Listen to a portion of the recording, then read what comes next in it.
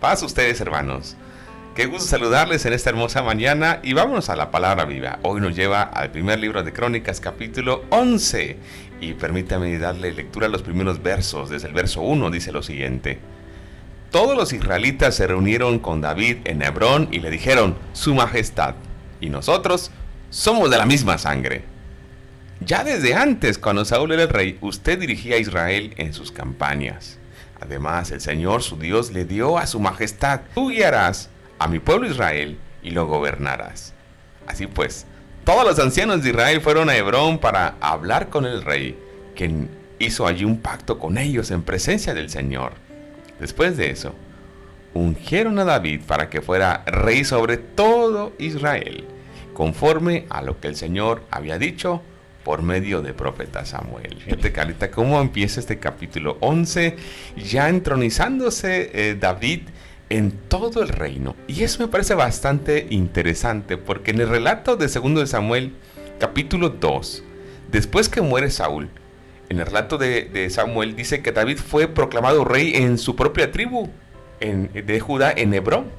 Eso está en el capítulo 2, verso 4, donde dice el texto que reinó 7 años y medio, mientras que en Israel empezó a reinar Isboset. ¿Te acuerdas? Hijo de Saúl, que a este Isboset Abner lo impuso, y que Abner de alguna manera seguía teniendo ese poder. Y durante ese periodo también dice el segundo libro de Samuel, y describe que hubo una guerra constante entre la casa de Saúl a través de Isboset y de David, y que concluye cuando es asesinado Isboset y Abner. Esto lo vimos en el libro de Samuel. Y me parece bastante interesante esto, hermanos, porque recordemos algo. Se está recontando una historia. Se está relatando una historia. Y en esta historia que se está recordando y que se está replanteando para los que están regresando de la cautividad, esto no es relevante. Esto no es algo que a ellos de alguna manera les sea de inspiración. Y recordamos en esos capítulos que vimos en el libro de Samuel que los representantes de las tribus del norte fueron a Hebrón y le ofrecieron a David la corona de Israel para que gobierne.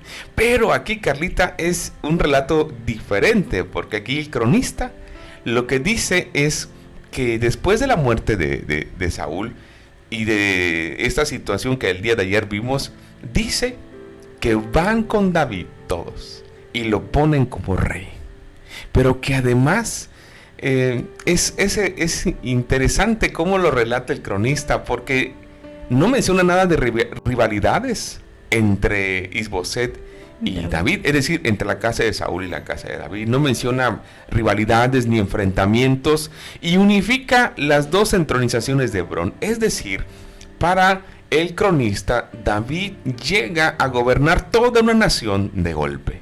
De esta manera, David queda constituido desde el primer momento como el rey de todo Israel y como sucesor legítimo y único de Saúl. Parece que Isboset sale de esta historia, ya no, que no está considerado precisamente porque le estábamos platicando. Esta historia es contada nuevamente con los que están volviendo de la cautividad, y para ellos el mensaje de unidad es sumamente importante. El mensaje de armonía, de unidad entre las tribus es crucial, porque, hermanos, están regresando a reconstruir una ciudad, una nación, un templo, una fe. Y les digo algo, hermanos, sin unidad no se puede hacer absolutamente nada. Sin unidad, sin unión, no se puede avanzar. Como dice aquel dicho, divide y vencerás, ¿no? Y el enemigo lo sabe, y el enemigo sabe que mientras más divididos estemos, que mientras más discordia ponga, va a ser más fácil destruir. Y aquí el cronista dice, no, cuando muere Saúl, inmediatamente vinieron todas las tribus y le dijeron a David, tú vas a ser el rey, tú vas a gobernarnos a todos, y somos una misma nación, un mismo pueblo que vamos a trabajar en pro de esta ciudad. Y así, hermanos, esta generación que regresa de la cautividad entiende el mensaje y dice, así como se unieron estas tribus, así como se unieron con David, así requerimos unirnos hoy para poder seguir trabajando en la reconstrucción de esta ciudad. ¿Qué te parece ese primer mensaje que da? Realmente, como bien se menciona, la unidad es una de las características que distingue a un hijo de Dios. En este caso, hermanos, esto es muy importante porque Crónicas normalmente es como la historia de ellos. Se lo están relatando, se lo están contando, digámoslo así, a una generación que no vio ni supo nada de esto. Para ellos era relevante que ellos supieran porque Dios les estaba dando esa nueva oportunidad de regresar. Y esto se va a mencionar en el transcurso de que veamos Crónicas, hermanos, porque están regresando del exilio, regresando de la cautividad, regresando 70 años después, donde Dios les permite regresar para poder tomar otra vez esa tierra que le dio a sus antepasados. Y nuevamente, hermanos, aquí vemos algo que ellos relatan de su rey, ¿sí?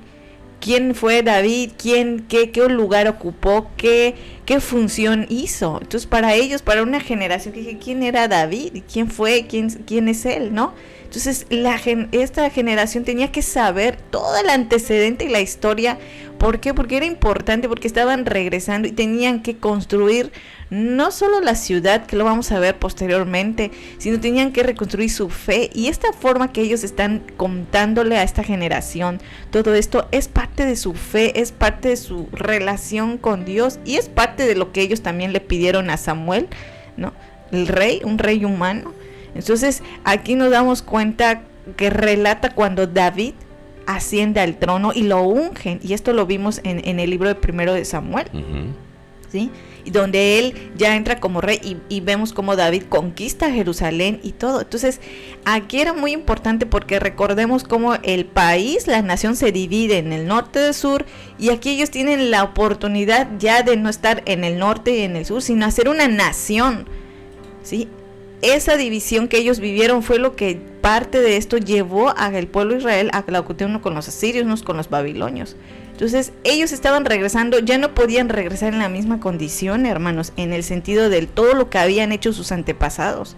Tenían que regresar y formar una nación, porque Dios sacó a un pueblo de Egipto, no sacó dos, sacó uno, formado por 12 tribus. Por eso empezó Crónicas con toda la genealogía, recordándoles a ellos que ellos no son dos naciones, es un pueblo, una sola nación, y que Dios lo que quería era unificar esta nación que se partió y los llevó a una situación desagradable, y que este regreso que ellos están teniendo era un claro ejemplo que Dios estaba diciendo: únanse, no se dividan, porque esa división los llevó a esta situación, aunado a todo lo que después hicieron.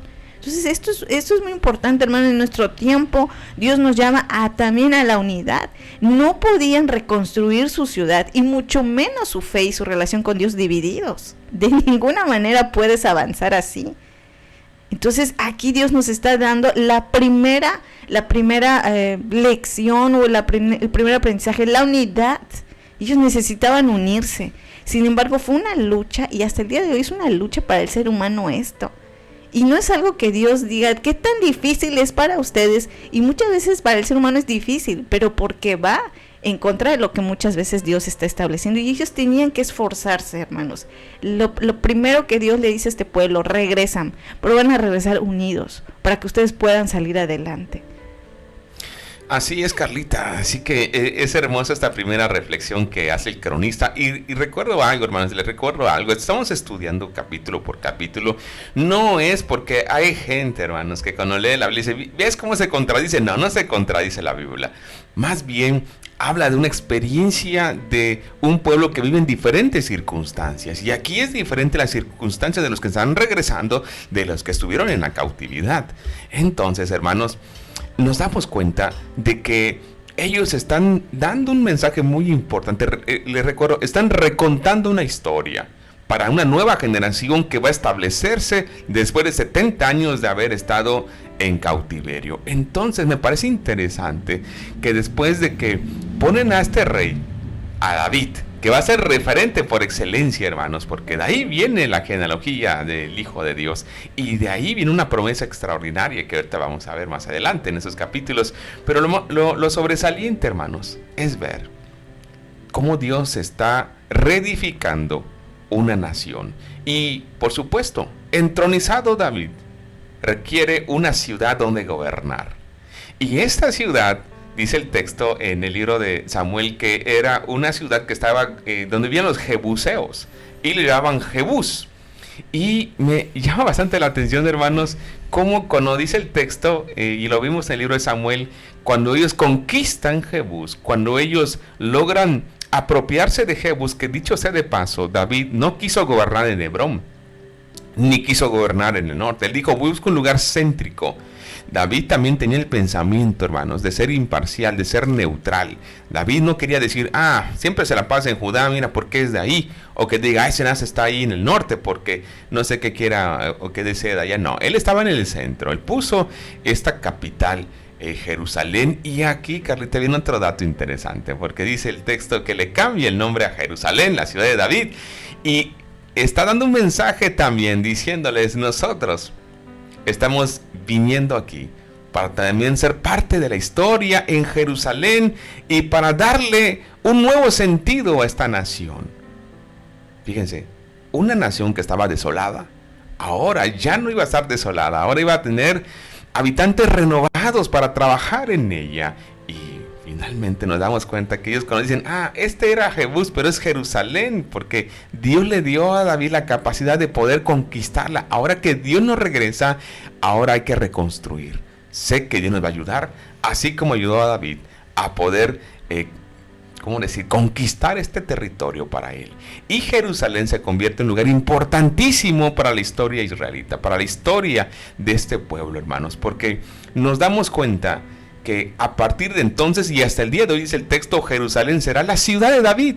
La ciudad de Jerusalén desempeña algo muy importante y relevante en la recién inaugurada monarquía unida, porque como territorio neutral es la capital estratégica y ahí se centralizaban todas las tribus y ahí se construía el templo. Y ahí es el lugar, Carlita, en donde ellos saben que está la presencia de Dios porque la conectaban con el templo. Y es la capital de todo Israel, pues todo el pueblo ha participado en su conquista. Esto me parece muy importante, hermanos, porque el texto de Crónicas da elementos muy valiosos. Déjenme, por ejemplo, leerles el verso 4. Dice, David y todos los israelitas marcharon contra Jebús, que es Jerusalén. Fíjese, esto no lo menciona en el libro de Samuel porque tiene otro objetivo.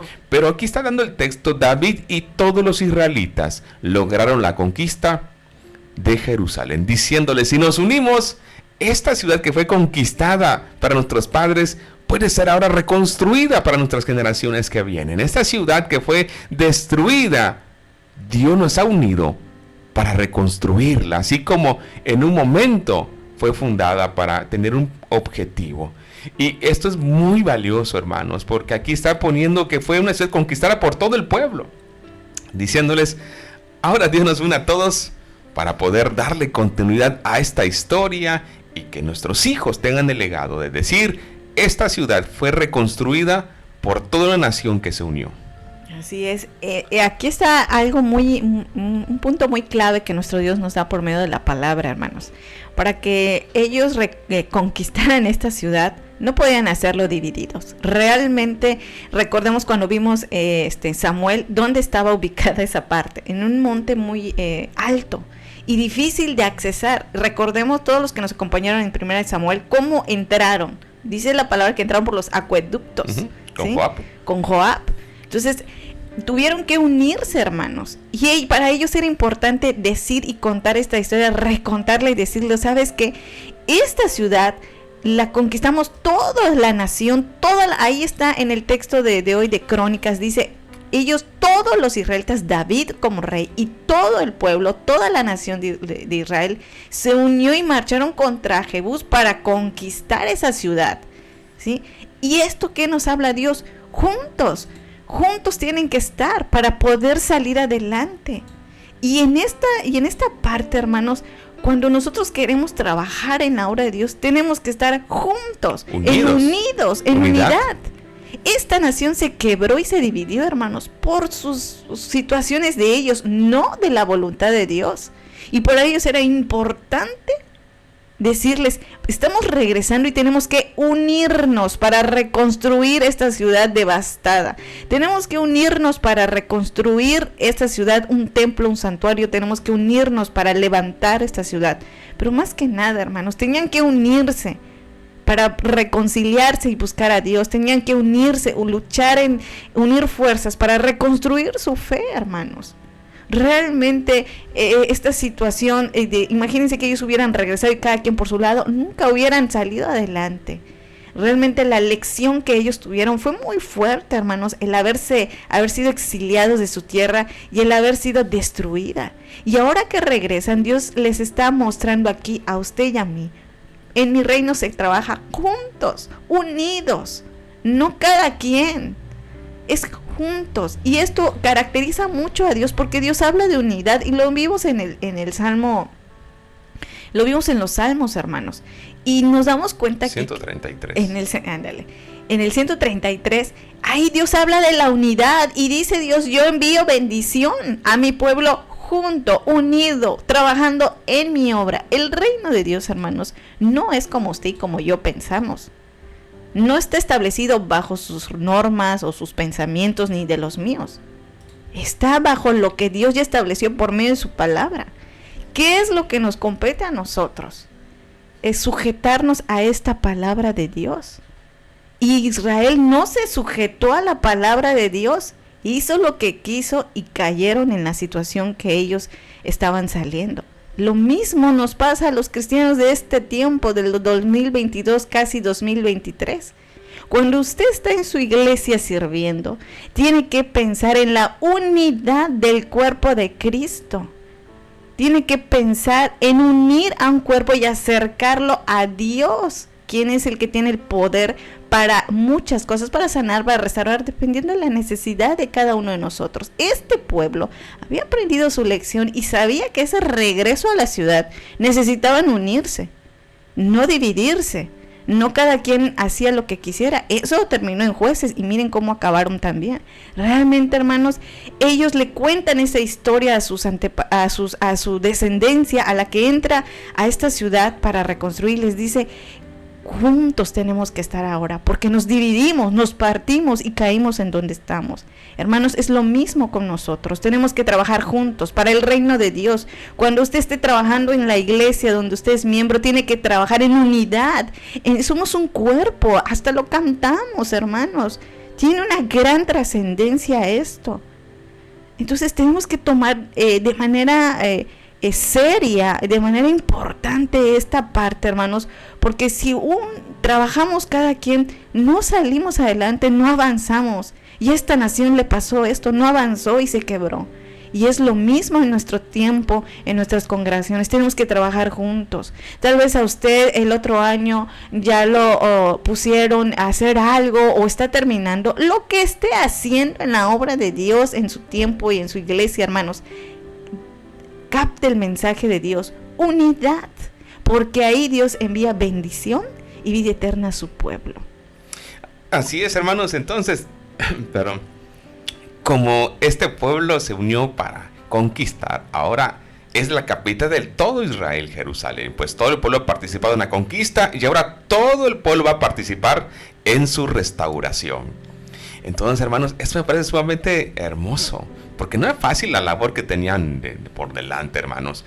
Y rápidamente quiero hacer un spoiler, ¿no? Cuando veamos el libro de Esdras y de Nehemías, vamos a darnos cuenta que no fue fácil, hermanos, el trabajo de ellos, porque llegaron a hacer lo que tenían que hacer, pero todos, absolutamente todos, encontraron oposición. Zorobabel, cuando construía el templo, encontró oposición. Esdras encontró oposición. Nehemías encontró oposición. Todos estos líderes que llegan y son usados por Dios para ser líderes y guiar al pueblo a la restauración de esta nación, que había sido desolada por 70 años, quedó casi en ruinas, hermanos. Ahora ellos enfrentan mucha oposición, muchos obstáculos, muchos problemas de Sanbalat. Bueno, hay una lista larga de gente que criticaba, que señalaba, que denostaba, que incluso amenazaba. Y ellos no se detuvieron por eso. Construyeron el templo, construyeron la ciudad, construyeron los muros, pero porque estaban unidos. Y este mensaje es muy importante para esta comunidad, hermanos, porque ellos están haciendo algo histórico, levantando una ciudad, reconstruyendo una fe, reconstruyendo una comunidad, y ahora va a estar asentada bajo el cimiento de esta experiencia tan difícil, pero que ahora Dios les está recordando a ellos que tienen que tener una visión distinta a la de sus antepasados, tienen que cambiar todo. Bueno, esas situaciones que en el pasado no ayudaron, tienen que hacerlo diferente ellos, tienen que hacerlo distinto. Entonces, hermanos, esta comunidad se sentirá llamada y comprometida en esta difícil tarea que con la ayuda de Dios lo iban a hacer. Entonces nos damos cuenta, hermanos, que el rey David toma ese lugar en el trono, que se ubica en una capital, que gobierna todas las tribus, pero hay un dato que también me parece bastante interesante. Dice el texto que el rey David se hace de un ejército, y ahí nombra la lista de sus capitanes, de los miembros del ejército, y ese detalle, hermanos, nos deja ver y nos deja mirar un recuerdo del ejército personal de David. No sé si se acuerdan que junto a 400 hombres, eso también lo vimos en el libro de Samuel, y que estos hombres lo seguían. Pero esas personas que seguían a David, recordemos que no eran personas, digamos, de alguna manera militares de cierta élite. Dice el texto que los seguían afligidos, endeudados, inconformes, amargados, expulsados de su tierra. Y fue en una época que él huía del rey Saúl. Fíjense, hermanos, ¿no nos parece un poquito la descripción de esta gente que está regresando del exilio? Que fue expulsada de su tierra, que algunos estaban sin recursos económicos, que algunos estaban afligidos, etcétera. Y no nos parece que en este texto está diciéndonos, así como estos personajes que en apariencia tenían o no valían mucho por su condición, se hicieron valientes y lucharon con David y salieron adelante. Y este ejército, Carlita, fue en el texto de Samuel que vimos, los que llegan a Hebrón con David y son los que lo apoyan. Y aquí nos damos cuenta, hermanos, que esta nación quizás se sentía así, pero que con Dios iban a ser valientes, con Dios iban a ser esforzados, con Dios iban a poder hacer todo lo que aparentemente era imposible. Porque así como estos personajes que vimos en el libro de Samuel, de estos que siguieron a David para pelear al lado de David, aparentemente, hermanos, no tenían nada que ofrecer, pero con Dios su historia fue totalmente diferente, porque Dios, hermanos, es especialista en encauzar nuestras vidas para bien. Así es, hermanos, esto es muy importante. Vemos el cómo esta generación necesitaba saber de la unidad, de trabajar juntos, de cómo David en este aspecto que él vivió, recordemos que lo perseguía Saúl, y cómo él se hizo de toda esta gente que era marginada y rechazada en su tiempo, y cómo fue la gente que ayudó. Pero fíjense, hermanos, el detalle, ayudaron a David, sí, pero cómo Dios utilizó a estas personas marginadas, tal vez en su contexto de los peores, podríamos decir, pero para Dios no era así.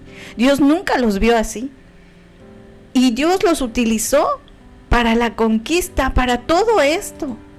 Cómo estas personas tuvieron esa gran oportunidad y privilegio de ser usados por Dios para la conquista de Jerusalén, hermanos. Todo el pueblo más los que David se hizo, que lo seguían. Hermanos, nuevamente lo vuelvo a repetir, servir a Dios es un privilegio que no todos tienen.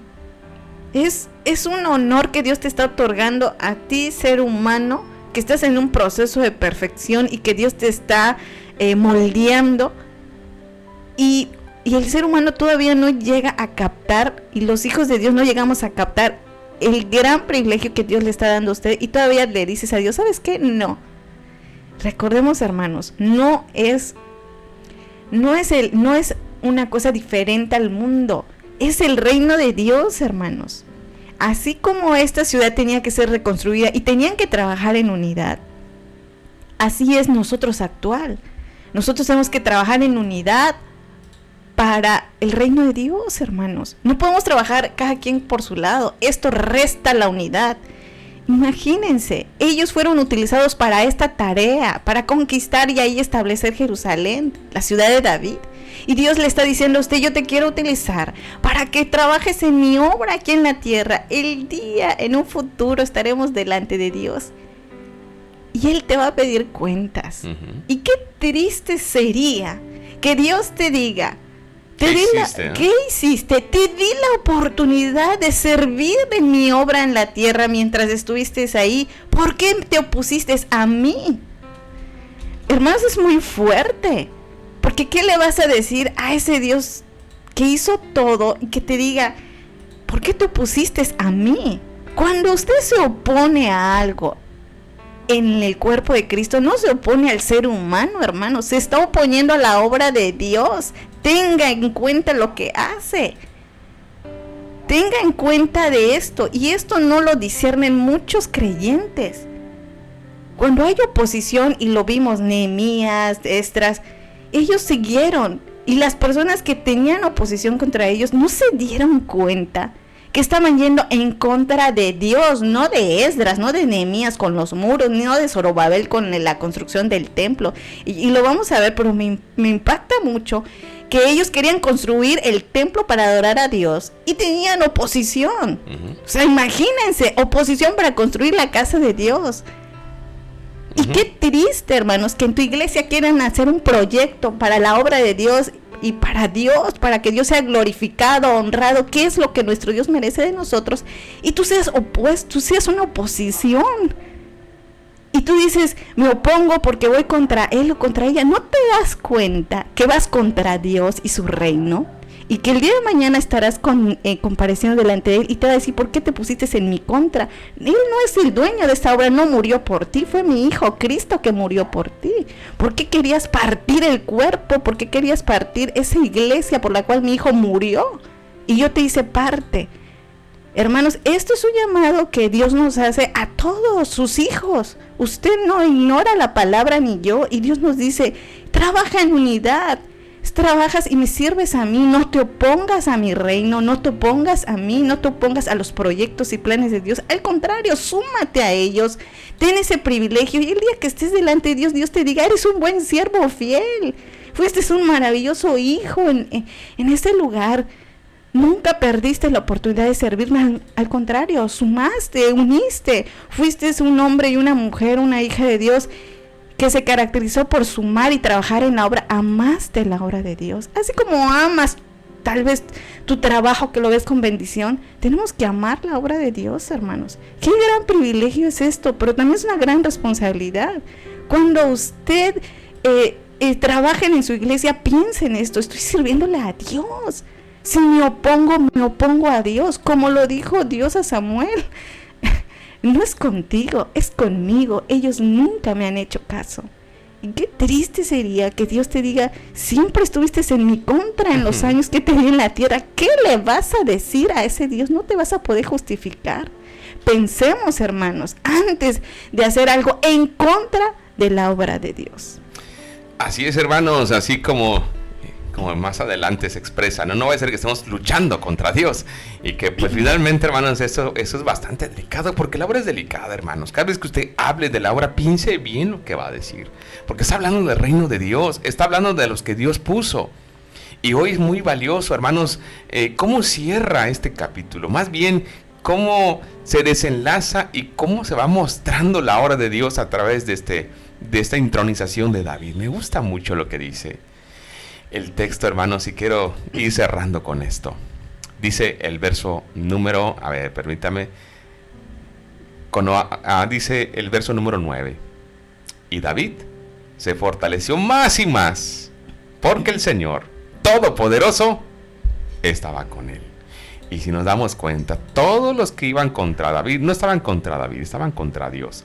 Todos los que iban contra el proyecto de la obra no estaban contra David, estaban contra Dios. Y nos damos cuenta, hermanos, de cómo Dios le dio la gracia a este varón, y cómo hay un contraste marcadísimo con Saúl, que veíamos ayer en el texto anterior, porque el poder de Saúl disminuyó debido a que quiso todo el crédito para él. Ignoró a Dios y pensó que podía tomar mejores decisiones que Dios. Y David no. David buscó siempre a Dios. Cuando pecó, se humilló, reconoció a Dios, y nos dábamos cuenta que cada día era más fuerte su reino. Aquellos que se concretan en construir un nombre para sí, se arriesgan a perder el reconocimiento, porque hermanos, el reconocimiento es para Dios, la gloria es para Dios. Al igual que David, debemos preocuparnos por la rectitud, por la honestidad, por la excelencia, por hacer la obra de Dios con amor, con pasión, por entregarle a Dios nuestra vida, hermanos, sirviéndole. Y que esa sea nuestra preocupación. ¿Qué he hecho en el reino de Dios? ¿Qué he hecho por el reino de Dios? Y la pregunta sería, ¿está conforme con eso? Yo diría no. Por gracia de Dios tengo ya 18 años de ministro. Yo digo, me falta mucho que quisiera hacer todavía por el reino de Dios. Pero les digo algo, hermanos.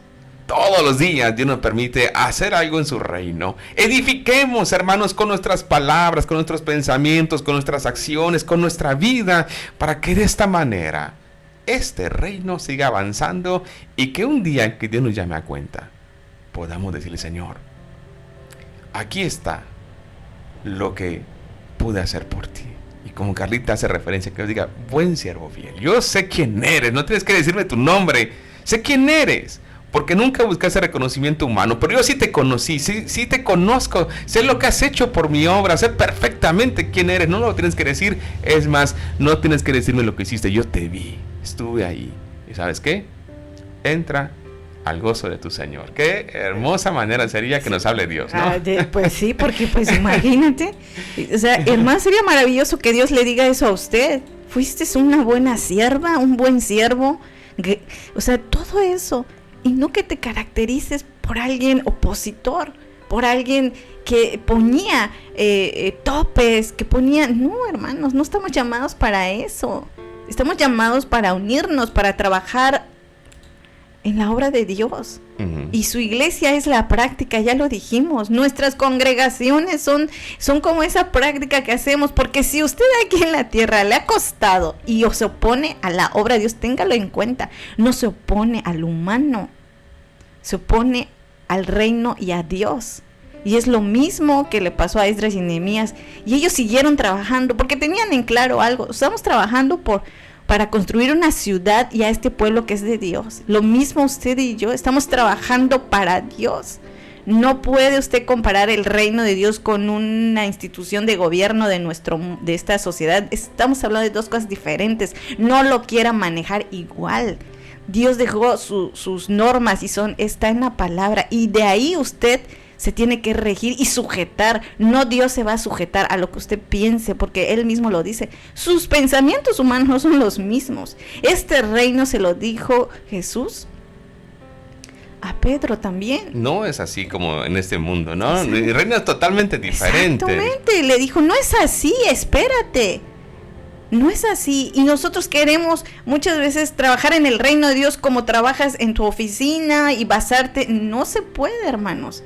¿Por qué? Porque Dios dice, esto no es así. Y usted se caracterice por una mujer y por un hombre que digan, el hermano y la hermana siempre con sus palabras de ánimo, con sus acciones, se caracterizó por una mujer y por un hombre que amó la obra de Dios en la tierra.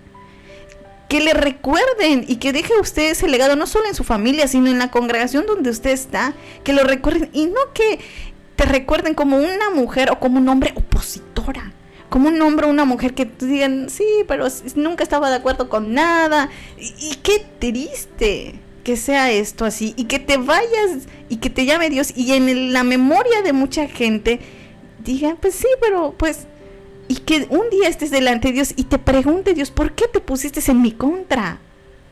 O sea, eso va a ser muy fuerte, hermanos. Yo a veces me lo imagino y mi mente es muy humana y digo, no me gustaría que Dios me diga eso.